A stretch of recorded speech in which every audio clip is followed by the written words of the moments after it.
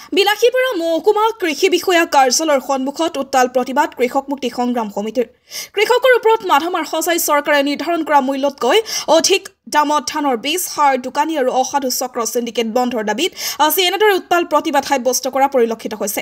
এই সমূহ দোকানী আৰু অসাধু চক্ৰটোৰ লগত বিলাসীপাৰা কৃষি বিষয়া কৰ্মচাৰীও জড়িত থকাৰ অভিযোগ। ইয়াৰ উপৰি এই অসাধু সিন্ডিকেট চক্ৰটোৰ লগত বিলাসীপাৰাৰ এগৰাকী সংবাদকৰ্মীও জড়িত থকাৰ অভিযোগ তুলিছে।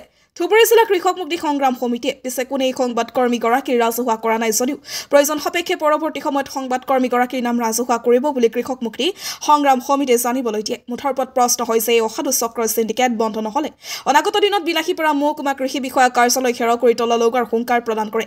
ধুবুৰী জিলা কৃষক মুক্তি সংগ্ৰাম সমিতিয়ে বিলাসীপাৰাৰ পৰা জহিৰুল ইছলামৰ report north east frontier news.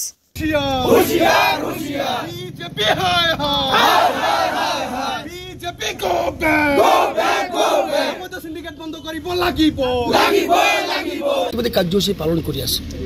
আপোনালোকে দেখিছে যে ধুবুৰী জিলাখনত বিলাসীপাৰা মহকুমাত বিশেষকৈ 300-400 টকা ধানৰ বীজ দোকানীবিলাকে 1000 টকা 1000 টকা 1200 টকা পৰ্যন্ত লৈ আছে আৰু তাৰ ভিডিঅ' ক্লিপ আমাৰ হাতত আছে আৰু সাৰৰ অবৈধ সিন্ডিকেট চলি আছে। ইমানৰ পিছত আমি বাৰম্বাৰ অভিযোগ দিয়া সত্ত্বেও এই সিন্ডিকেট ৰাজ বন্ধ হোৱা নাই। আপোনালোকে জানে যে আমি 100% দুখীয়া কৃষক ৰাইজ। এতিয়া কৃষকৰ বীজৰ খুব প্ৰয়োজন হয় আৰু সেই সুযোগত সেই কৃষকৰ বীজ লাগিব।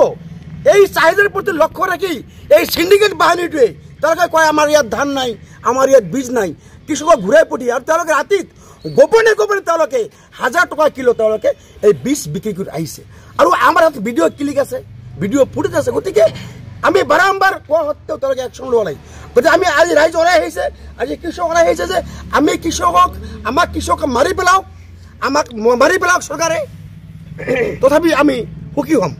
কাৰণ এই মুহূৰ্তত আমাৰ যি বিপদ, 1 কিলোগ্ৰাম আপোনাৰ বীজ কিনিবলৈ 1 কুইণ্টেল ধানৰ প্ৰয়োজন হৈছে। আমি 1 কুইণ্টেল ধান যিমান টকাত বিক্ৰী কৰোঁ, আজি আমাৰ 1 কিলো বীজৰ দাম তাতকৈ বেছি গুণ হৈছে।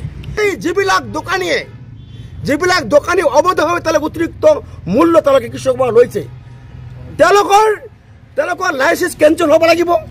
তেওঁলোকৰ আইনী ব্যৱস্থা আৰু অবৈধ সাৰৰ সিন্ডিকেট তদন্ত কৰি হাইলি তদন্ত কৰি আমি দেখিছোঁ যে তদন্তৰ নামত কিছুমান মেজিষ্ট্ৰেটে পইচা লৈ বহি যায়।